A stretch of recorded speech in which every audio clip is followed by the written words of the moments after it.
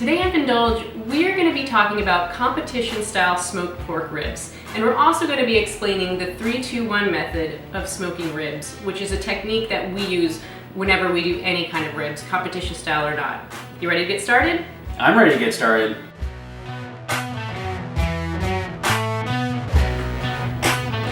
We've learned a few things while we were doing some competitions here in the Northwest. And simply put, there are 3 things judges are looking for, and you really have to pay attention to detail on the ribs. Look, taste, and tenderness. Those are really important things when it comes to the judging qualifications. 3-2-1 method is simply 3 hours of smoke, 2 hours wrapped with your sauce or your additional flavor, and then finally you're going to unwrap it and you're going to finish it with a glaze. That's the 3-2-1 method, that's how we roll, and that's what we're going to talk about today. So let's get to it. Let's do it. To start, it's important that you have a uniform look. So we're going to find the cartilage at the end of the spare rib bone and cut it down in a straight line so the ribs are the same size and length throughout. Now we're going to flip it over and trim off the excess fat. Yes, you want some fat, and there's a lot of fat throughout the ribs, but you want to trim off the excess. The judges want to bite into flavorful meat, not chunks of fat. So you're going to actually spend a fair amount of time here as you clean it up.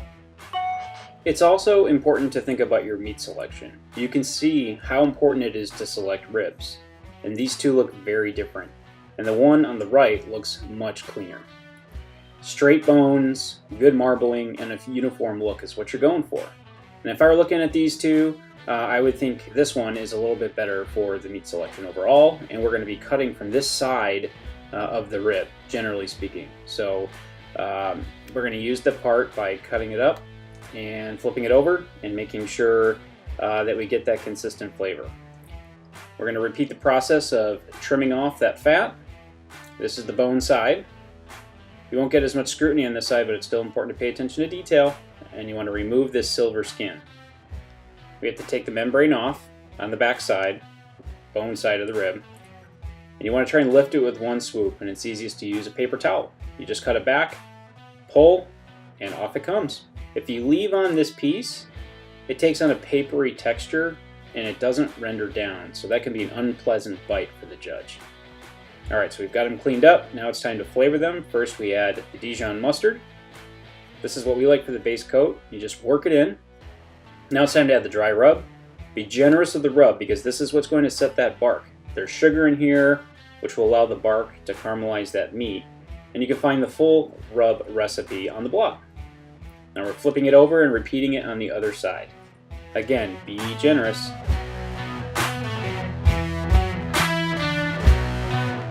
If you're doing it at home, give it 24 hours to get that flavor in there. Otherwise, we're just going to get it on the smoker after about an hour. And let's get started. Alright, we have the grill set to 250 degrees and we're using apple wood. We're going to get those ribs on the grill one at a time. And we're going to add a water bath. And as you can see, there's no room in our grill, so we're adding the top rack. The water bath is going to add humidity and moisture while the ribs cook to prevent drying. We're also going to insert a thermometer now. Important to watch that temperature as you're cooking through the milestones of 3-2-1.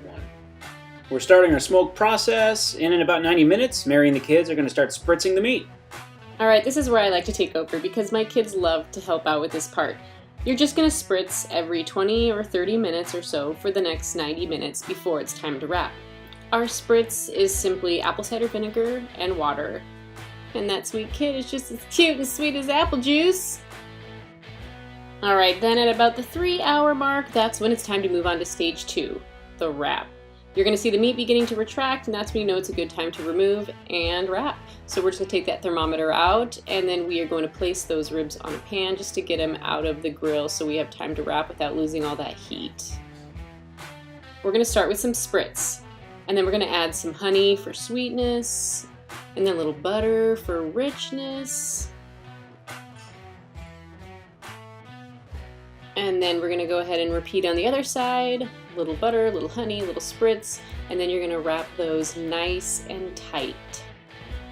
And then you're going to put them back on the smoker, meat side down. Then you're going to go ahead and do the same for the other rack. A little butter, honey, spritz. Again, wrap it nice and tight, and then you're going to put that one back on. And these are going to go back on the smoker for approximately 2 hours. But make sure to get that thermometer back in there so you can constantly monitor those temperatures. Finally, it's time for the last step. We're going to unwrap those ribs and lightly coat them with your glaze or barbecue sauce. We are using a red wine-based glaze that's going to give it great flavor and a beautiful shine. We're going to coat those on both sides, and then we're going to put them back on the smoker unwrapped. And these are going to cook about 1 more hour, and then they'll be done. Make sure to get both those sides, put them on there. Oh, look how beautiful they're looking already.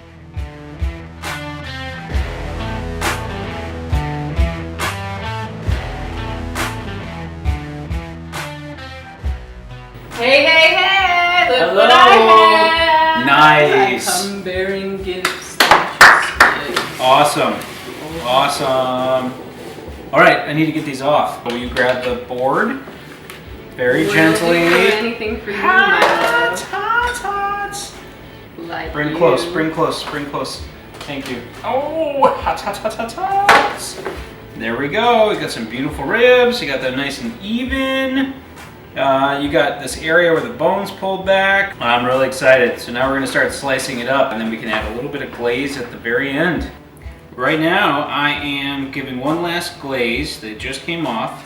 So what's gonna happen is, as they start to briefly cool, the glaze will set and it gives a nice shine. We're gonna get ready to cut. And when cutting, you gotta look at the bones, and again, you're trying to get an even and similar looking rib. Here I'm feeling the bone, so I'm touching each side so I can get a good sense of where to cut. And go slowly across, and I try to make a nice even cut along. All right, now we start taking a look, and you get a little bit of the smoke ring right on here. You still get moisture, which is on there, and it's slightly firm. You get a little bit of tug.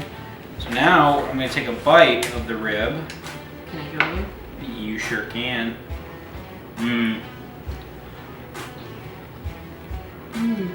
Mmm. That's perfect. You can see a little bite mark, then it'll come off the bone. That's what you're looking for. It's not too spicy, it's not too sweet. This is just right. This is our Pinot Noir glaze over the top. So of course we have to drink it with Pinot Noir, right? Of course. Cheers. Cheers. Mm. High five. Awesome. Thank you for watching. You can find the full recipe at vindulge.com.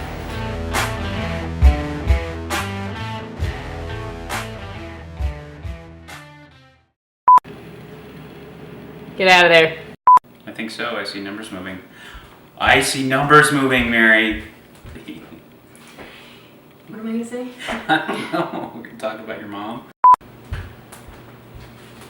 Hi, today on Vindulge, we're going to be talking about competition-style smoked pork ribs. Why were we doing that? Sorry, I was just trying to get my direction because it's weird when I look at the Okay. Hi. unique New York. So you pick out probably the most uniform, maybe get a little bit of glaze at the very, very end. Is that a spider Where? coming down off the camera? I hope not. Continue. The spiders on my camera. Mmm. Kids! We're filming! Everybody. Hi. Oh God.